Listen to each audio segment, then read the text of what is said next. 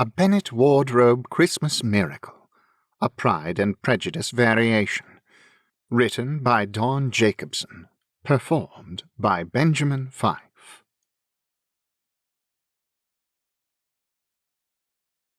Prologue.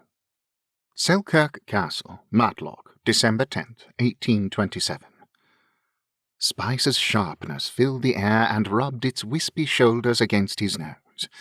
His home always smelled of something: Papa's leather tack, his gun cleaner, Mamma's favourite perfume, roses in morning dew, or the oil rubbed on acres of wood panelling. Selkirk Castle's air was filled with aromas. This time of the year, though, looping evergreen garlands, plump baked goods, and steaming warm drinks coloured the scent scenery the youngster moved through. 'Twas easy for a resourceful child, used to making his own fun, to picture himself a knight, wending through a cathedral of towering trees, their bark-covered columns disappearing in the milky mists overhead. One of Derbyshire's great houses, Selkirk's depths were nearly impossible to warm during December's dim days.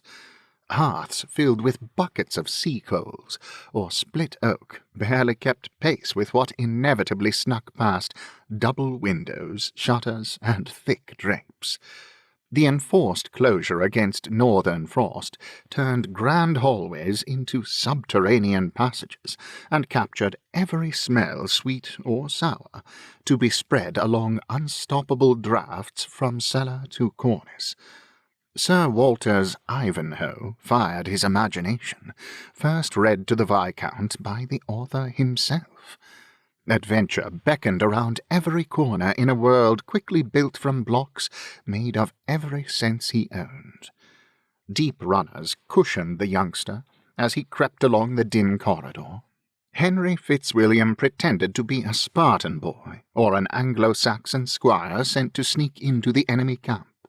Success would bring food, but failure's humiliation would be driven home through an empty bowl and a severe beating. A rambunctious boy's fancy ran down such channels, especially that of a child who lived in a bona fide castle. Henry, forced into snow-bound entertainment as the 5 families gathered in Matlock for the festive season, had been left to his own devices. At the same time, the Earl and Countess did whatever adults did when their brothers and sisters descended upon their home. Henry's transit, though, was not solitary. His squad attacked their objective from multiple directions. Henry's twin and chief lieutenant, George, and cousins Ellie Fitzwilliam and Carey Bingley worked through Selkirk's corridors. Carey, Caroline Jane, although a girl, was a dab hand at rangering, as the Earl called it. George's interest in all things military had grown past toy soldier armies. Ellie was, well, Ellie. Wearying of governesses, the quartet had escaped Mamma's rule that seen and not heard was the appropriate way to behave. She could be touchy about what was proper. At 7, born in 1820's lambing season before the fever time, they were too young for the parlour and too old for the nursery's playroom. They preferred to adopt Sergeant Wilson's dictum that unseen and unheard was the way His Majesty's scouts put paid to crapaud pretensions. Henry took puerile pleasure in rolling that word over in his mind. Adult activities held little interest for younger children. Older brothers and sisters found refuge away from small fry. Men and boys down from Cambridge or Eton, George William Darcy, Rory Benton, Tommy Bingley, and Eddie Gardner, joined their fathers at the hunting lodge in a glen above the castle. Adolescent ladies, Annie Fitzwilliam, Maddie Darcy, Bridgie Benton, Lou and Lizzie Bingley, and Emmy Gardner, would sit near their respective mammas in the Countess's private parlour. Missing were Maria Rose Collins and Eddie Bennet. The distance from the ancestral home in Hertfordshire was too great for a snowy trip to Derbyshire, or so deemed Aunt Charlotte. None of the girls were out. Louisa Jane was Aunt Jane's oldest at 15. Henry's mamma, as the highest-ranked lady of the 4 remaining Bennet sisters, had forbidden any females of the clan to make their curtsies before age 18. "Your grandmother, God rest her, insisted that country girls came out at 15. Look how that worked out for me." Henry knew his mother had had another husband before Papa. How or why remained closely held by his aunts and uncles, although Henry suspected it had something to do with being out. That man, Captain George Wickham, now lay in a hero's grave in Pemberley's cemetery. The family visited the gravesite every year on Waterloo's anniversary. Mamma became quiet as Papa laid a large wreath at the obelisk's base. She, though, always took a small bouquet of the cardinal roses, tangerine, blush, white, yellow, and crimson, and laid it next to a tiny heart and the script G.H.W., engraved on the plinth, invisible to all except those who knew it was there. Her sad contemplations were curious, as Henry's mother was typically energetic. The Viscount pushed aside thoughts that did not contribute to the current caper. Their goal was Aunt Mary's suite. Her lair held secrets unimagined, mystic riddles that entranced the boy. Curiosity overwhelmed strictures about the sanctity of other people's chambers. However, the red-letter injunction against entry into Aunt Mary's rooms was too much temptation for adventurous offspring. Of his aunts, Mrs. Benton was held in deference by everyone in the 5 families.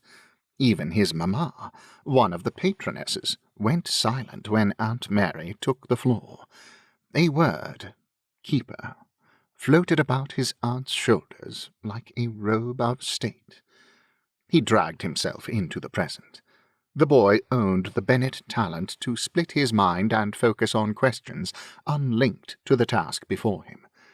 Setting aside those considerations was the matter of a moment. The great gateway to the Regent Queen's apartment lay ahead. Gathering around the apartment's door, the youngsters looked at each other. Henry, the acknowledged leader, nodded and gripped the brass handle. As with everything at Selkirk, this bolt was just so, kept that way by a flotilla of maids.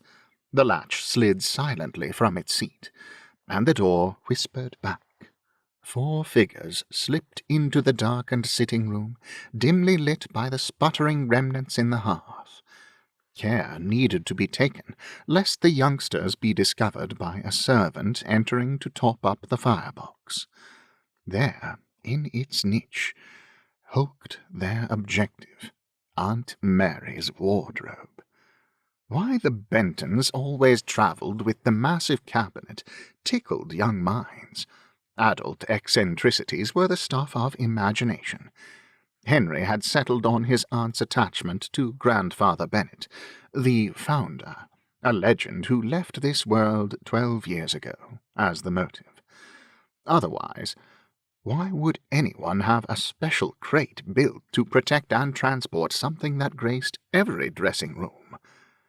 And all 5 family homes, Pemberley, Thornhill, Longbourn, Rosings, Darcy, and Matlock houses, and even Aunt Georgie's beach house, had an alcove that fit Aunt Mary's wardrobe like a glove. That intentional feature said much about the cabinet. Henry was too young to understand precisely what Rory and Bridget's mamma and papa did when away from Winchester. He had heard some of Papa's friends, usually the Duke and Marquess, great men much older than Papa, grumble about Aunt Mary's damnable campaigns. Henry was unsure what his aunt did to earn their anger. They were always nice to him and George. The Marquess found Mamma's company particularly pleasing, and the family had visited several Paget homes in the past few years.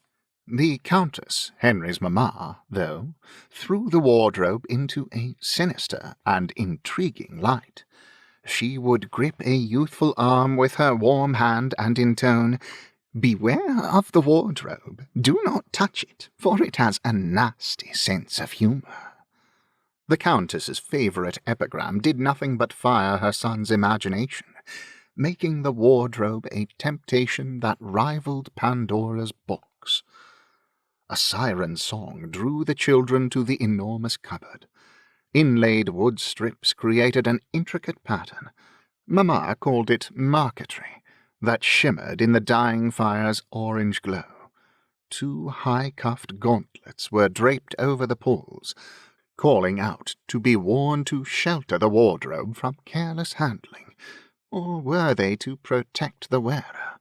The gloves were thick, like the mitts cook used when pulling trays of biscuits from the oven. Impetuous George bravely reached out. The pattern shivered as his hand came near. The girls gasped and clutched each other's hands. Ellie leaned into Henry for security. Henry tried to caution his brother with a touch. The younger Fitzwilliam dodged out of reach. "Easy, George," Henry whispered.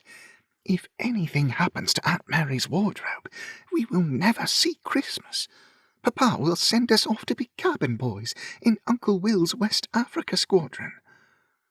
George gamely replied, nervous at violating his mother's orders, but refusing to admit anything could go awry. "I only want to peek inside to see what Aunt Mary has hidden. Probably nothing more than bonnets, gloves, and slippers. But I will take care, since I look forward to seeing your face when Black Pete leaves you a pile of coal." The boy's chin firmed, and he grabbed the gloves and tossed them aside before he leaned toward the cabinet. George planted both hands on the door handles and made to pull.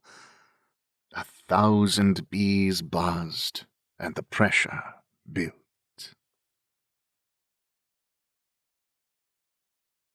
Book 1 of Travels and Invitations. Chapter 1. The Beach House at Deauville, August 22nd, 1919. Once again she sat in the study.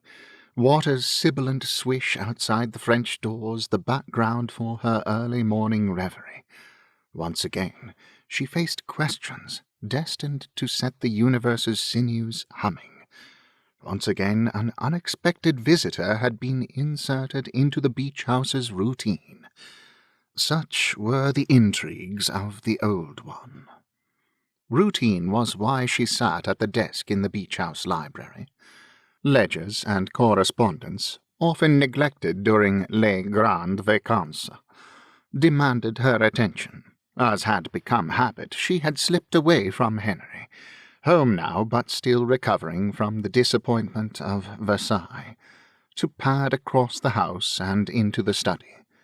Pre-dawn wakefulness had sent dozens of thoughts spinning through her head, like messages flying between Whitehall departments.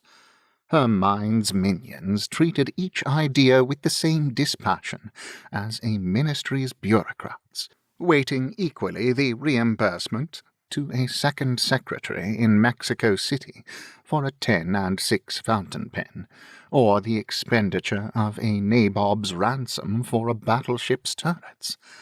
Pounds and pennies were emotionless, as were Sunrise's first ruminations. Returning to sleep was a forlorn hope. Her open eyes were needed to sift the dross from the golden flakes. And such they were doing, until her concentration was broken by a thud and a high-pitched "oof" as the doors to the wardrobe banged open. She knew the exclamation was the final link in a chain of events leading to a traveller's arrival.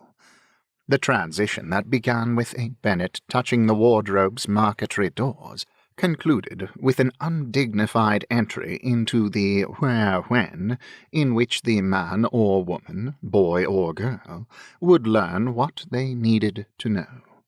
Papers were neatly piled to await her visitor's approach.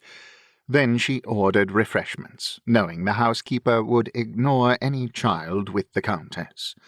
Wondering which niece or nephew her mistress entertained was not in Madame Boulanger's remit.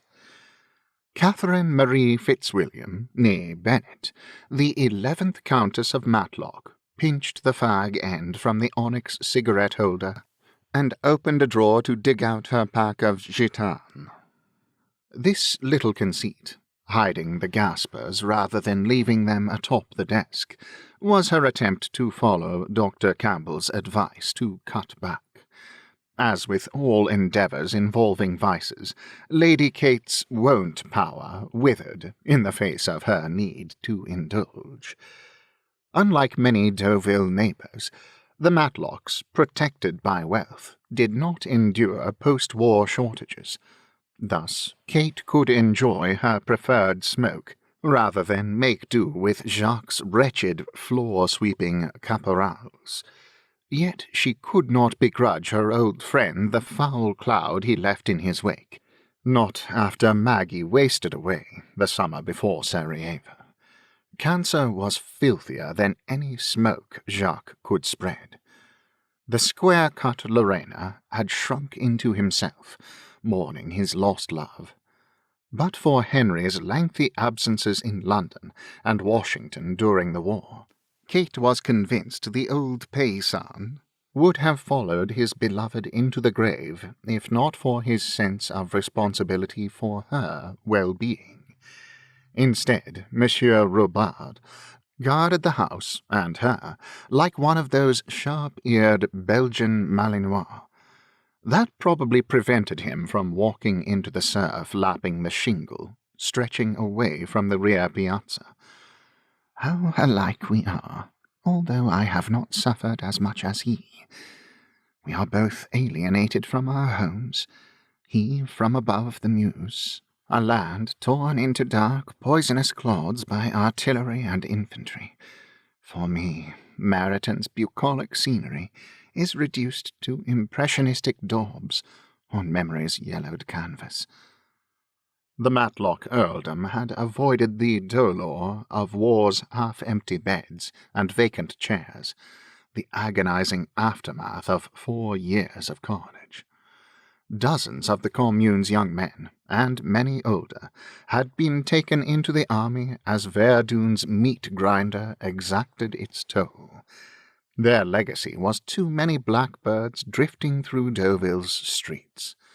Her son Michael had been posted safely to the East Africa Command's headquarters, far from the trenches, thanks to an unasked favour granted by those seeking Matlock's patronage.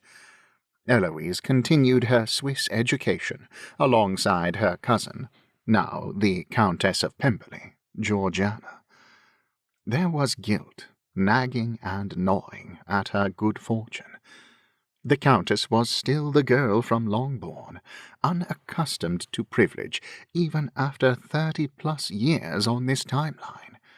She could not act like so many women of her station. Clarissa Dalloway came to mind, who floated above the pain surrounding them, while a hidden but sublime agony ate away at their souls.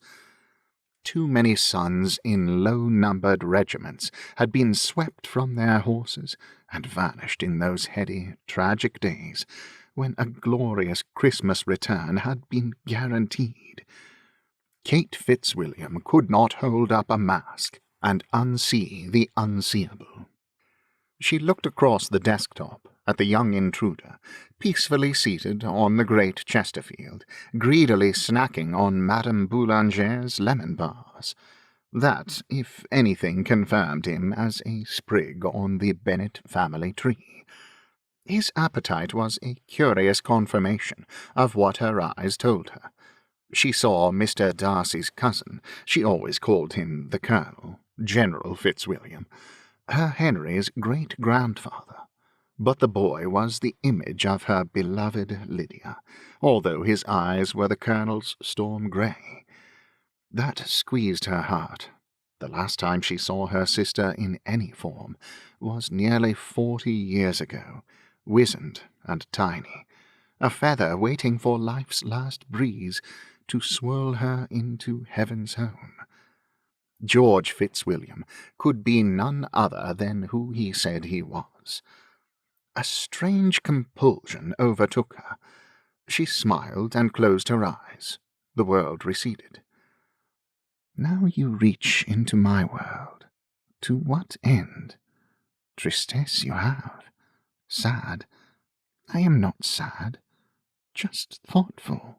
Child, no. Wistful mauve tinged with brown of no happiness. The boy. Ask. What about the boy? Why does he sadden me? Lizzie did not. New sister's future. All years to wedding day. Brown guide's love story. Her happiness. For boy, he shows the child china blue was shadows of boy's future, words alone. He becomes you. Lamentations of lost times before.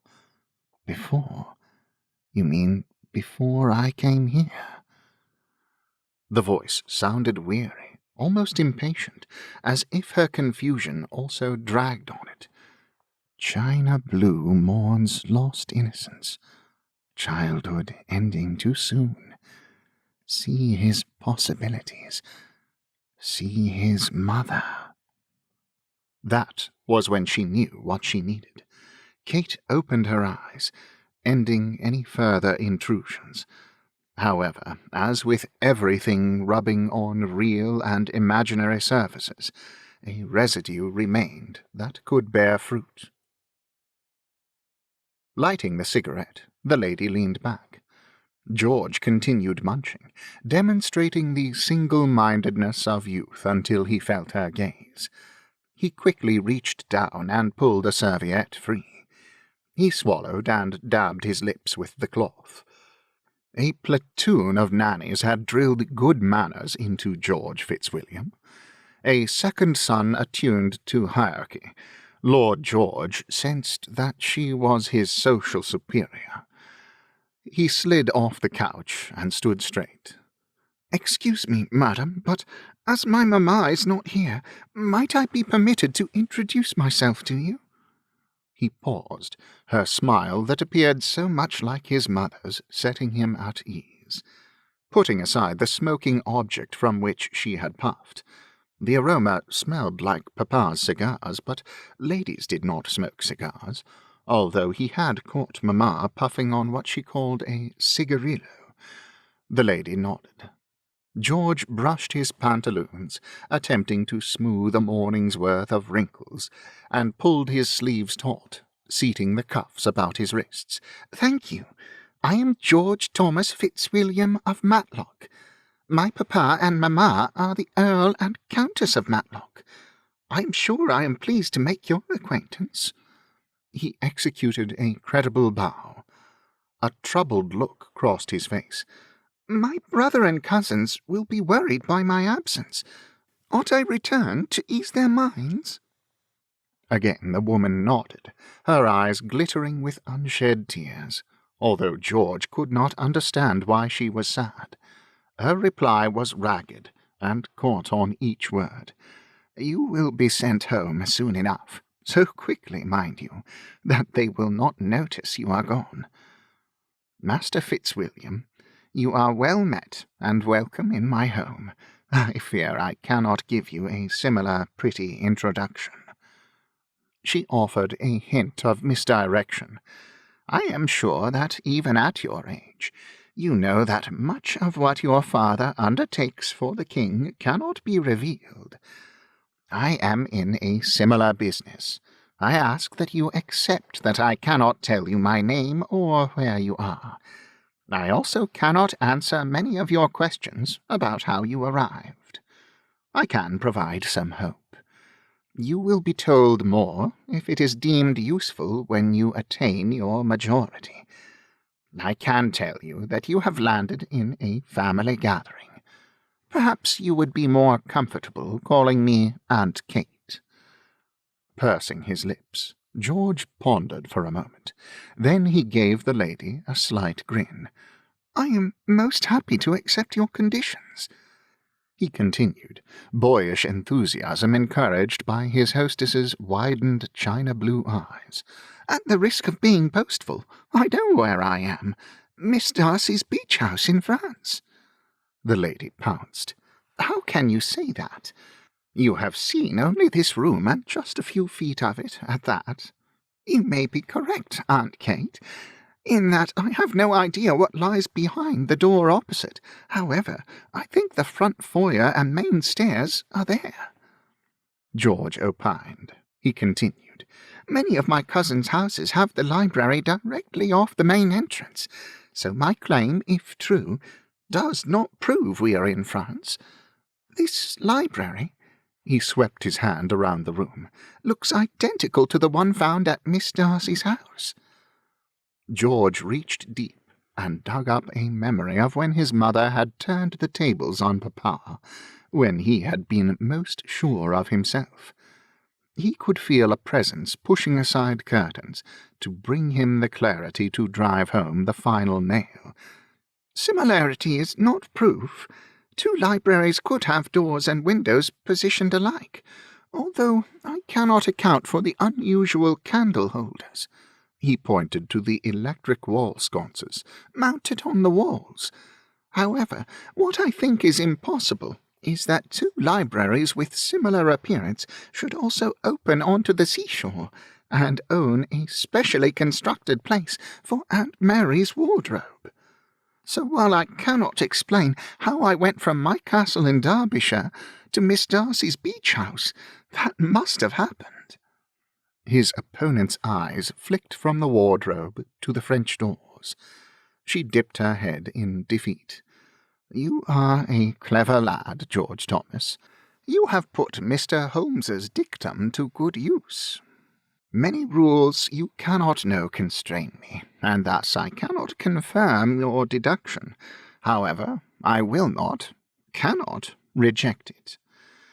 Now, though, we must speak of what you were doing immediately before you landed on my doorstep." Chapter 2. Kitty, for so she was when her moods stripped away her countess's veneer, felt as though she was jousting with Lizzie. Even though her memories were clouded by years of separation, Kitty remembered Lizzie's adroit manoeuvres with Mamma when evidence of her escapades was plain for all to see. George, likewise, was innocently indirect about the games he and his cousins played, when forced to remain indoors, unseen and unheard, while the adults tended to their holiday business. He bounded into side paths and down rabbit holes. She did not try to rein him in, trusting that the child would lead without grown-up direction. As mother and countess, Kate had interrogated enough pre-adolescents seeking to avoid punishment to know that they rarely prevaricated when they could evade. Their hearts were too unsullied by the world. George was an adventure-seeker, like the boys Lord Baden-Powell had taken to his first encampment on Brownsea Island in '07. Although the younger twin, George was both a ringleader and game-master. This conformed with what she knew of his later military career, sadly besmirched by the Crimean disaster. He had sniffed out something special about the cabinet, and used the promise of discovery to overcome his fellows' resistance. By the time George's epic retelling had the youngsters before the door to Mary's suite, Kitty knew the rest of the story. Fearless George, probably to impress his brother and the two girls, touched the wardrobe without protection. "And then I found myself on the floor behind this settee." He fell silent. The countess did not ask questions, so George turned his attention to the sweets tray, neglected over the past quarter hour. Throughout his recitation, the boy repeatedly returned to a central theme, the holidays, especially Christmas, although he had evinced some excitement for Twelfth Night. That childlike fascination with secrets, gifts, and games fired the ingot that had rested cold and inert in Kate's heart. What was missing in her life was the balm of her family. Not the distant cousins of today, but red-blooded figures left behind on Meryton's streets. Kate keenly felt their absence, a void of sight and sound. Her only comfort existed in the registry at the Bennet Family Trust. However, their story was nothing more than a tale published in soundless ink, marching across documents catalogued by nameless clerks. That was all she saw of others long alienated, but so dear to her. Her fierce resolve was clarified by the knowledge that the solution to her disquiet was to be found in the living arms of her family. But she could not go back. Lord knows she had tried. However, in its wisdom or perversity, the wardrobe did nothing more than warm her hands. Perhaps it sensed she could not leave Henry or the children, not yet and not now. The Countess had an inkling that the wardrobe and the master of the guides would not be so careless with a Bennet's heart, but until the time was right she would be cautious. The time for such departures, for her to reappear in Longbourn's bookroom, was not yet, although the mists shrouding the future told nothing of what or when she might be ready. This, though, was an opportunity. Kate had learned, especially when Lizzie travelled to see her, that the wardrobe never did anything without design.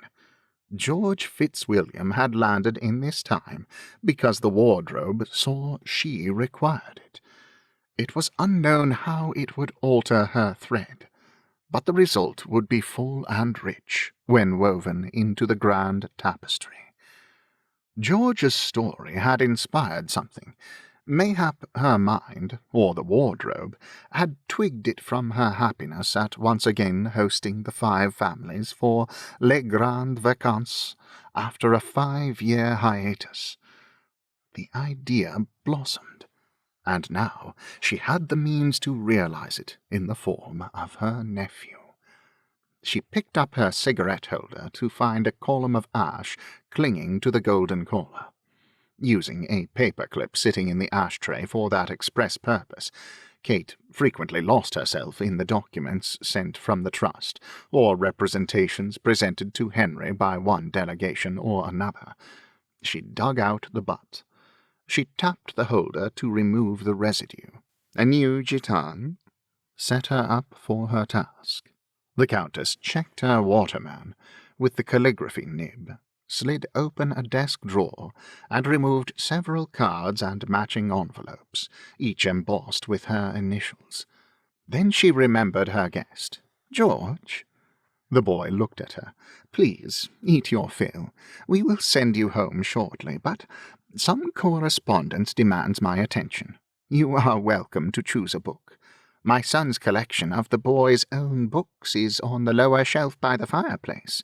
Little you will read will leave us lamenting about too many butterflies." She looked down, moving her thoughts about the open desktop. The Countess of Matlock murmured, "Let's see. Lizzie and Darcy, Jane and Bingley, Mary and Edward, Uncle Edward and Aunt Maddie. The boy says they are all at Selkirk. Liddy and Richard are hosting. Aunt and uncle can watch the children since they cannot travel." As much as Kate wanted to see her sisters and recapture lost memories, the most essential couple had been gone for years in George's where when. She could not reach them by tucking a note inside her nephew's shirt. A flicker behind her eyes gave her the answer. Long mail, but with a delivery marking a great circle. going forward to go backward, although she could not divine how to accomplish such a feat. Kate was already holding one letter against a future delivery into the past, one so personal she dared not assign its delivery to anyone else. The gentle breeze rustling ribbons of thought warned that Atropos's shears cut sharply and finally. She could not count on herself for delivery, because she might be gone before handing it to its recipient. Kate would ask the trust to play postman, to bring her these last guests to her fete. The countess would allow the cabinet to strum the universe's harp. Selkirk Castle, December 10th, 1827, afternoon. Lydia marched into her private sitting-room, slapping 4 missives against her palm. The thwack of fine stationery left her oddly satisfied. However, the letter's existence